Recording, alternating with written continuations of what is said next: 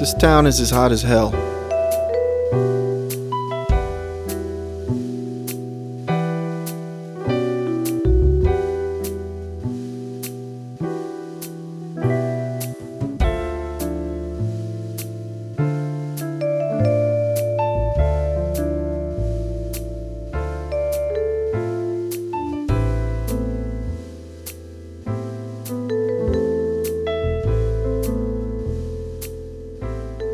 When I moved from the City of Angels to the Body of Christ, I thought it might get a little cooler. Turns out, LA pays their air conditioning bill. My landlord doesn't. I haven't sweated this much since I was framed and woke up with that dead girl. I've done lots of bad stuff. I was what you may have called a bad cop, but I hadn't killed that girl.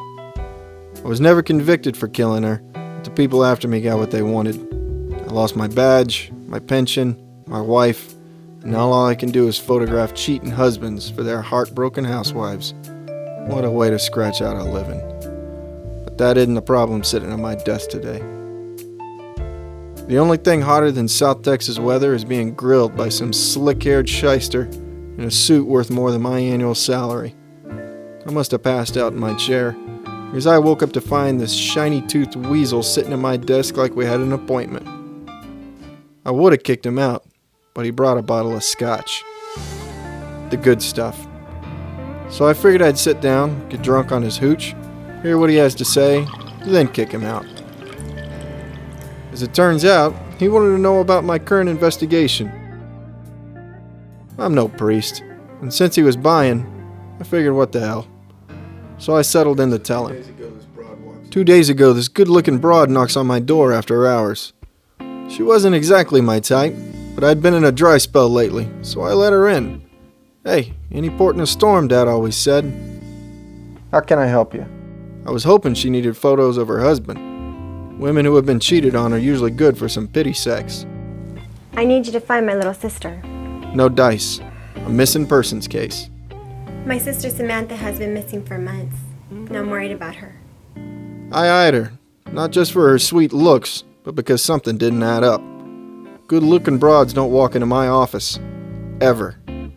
Call it my gut, the fact that she just looked familiar, but something wasn't on the level. Where did I know this dame from? She was spooking me, so I decided to scare her off the best way I knew how. My bill. $2,000 up front. Expenses to follow.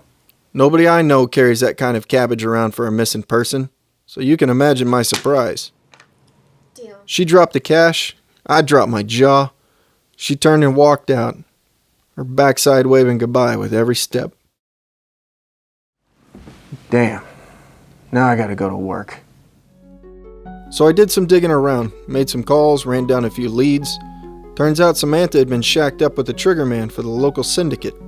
She liked gangsters, and she'd been in and out of trouble with the law for years.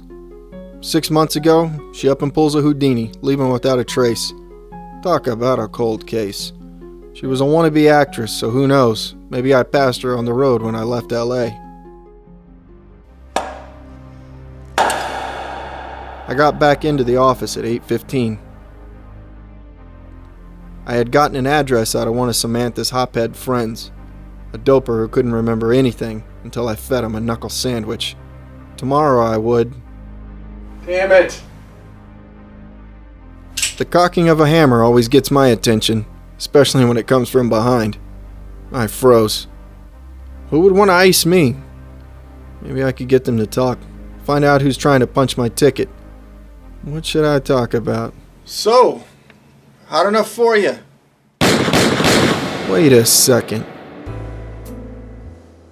Now, I had taken some shots before. I mean, in my line of work, somebody always starts throwing around lead after a while. But I was pretty sure I'd just seen 3 .45s paste my ticker all over the wall. Nobody walks away from that. Then the shyster spoke. Is it hot enough for you? Damn. I knew I'd been knocking on the devil's door for years.